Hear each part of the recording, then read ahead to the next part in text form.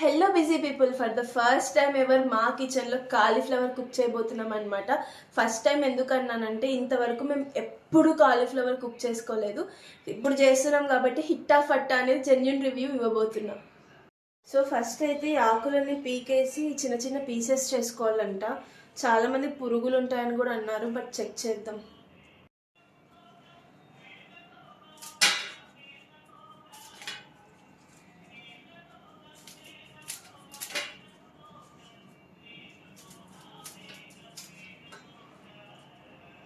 ఆకులు అయితే cut చేసేసినాం.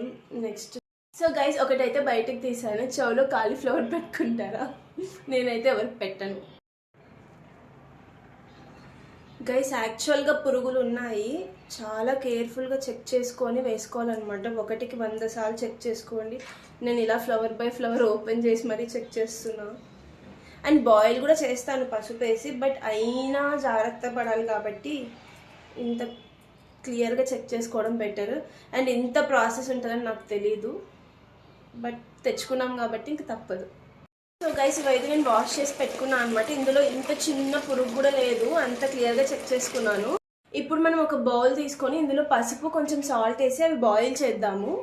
So కొంచెం పసుపు సాల్ట్ వేసుకొని బాయిల్ చేసుకుందాం, సేఫ్ సైడ్కి కాదు.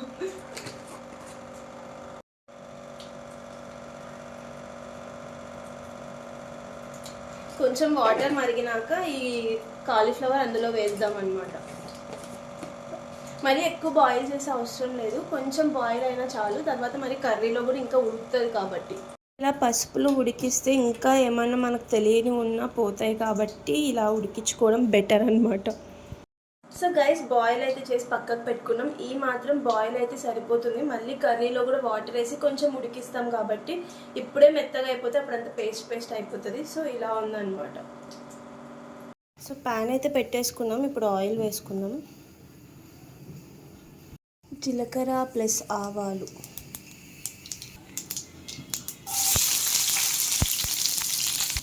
సో ఆనియన్స్ అయితే మగ్గుతున్నాయి. ఇప్పుడు టొమాటోస్ వేసేద్దాం.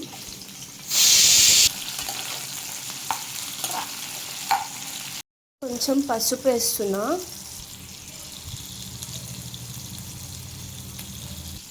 కారం మన టేస్ట్కి తగ్గట్టు, కొంచెం జీలకర్ర పొడి కూడా వేస్తున్నా గైస్. ఇప్పుడు కొంచెం గరం మసాలా కూడా వేసాను. బాగా మగ్గినాక మన ఫ్లవర్ వేసేసుకుందాం.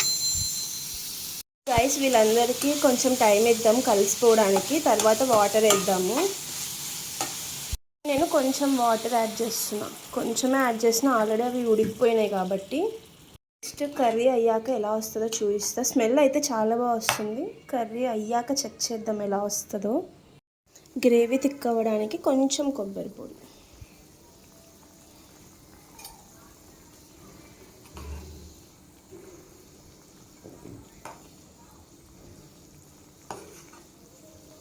స్మెల్ అయితే చాలా బాగుంది. Let's wait and taste. So guys, genuine review ఇస్తాను కదా. టేస్ట్ అయితే చాలా చాలా చాలా బాగుందన్నమాట. మొత్తం కంప్లీట్ చేసేసాము, అంత బాగుంది. మళ్ళీ నెక్స్ట్ టైం కూడా చేసుకుంటాం. Until then, please do like and subscribe.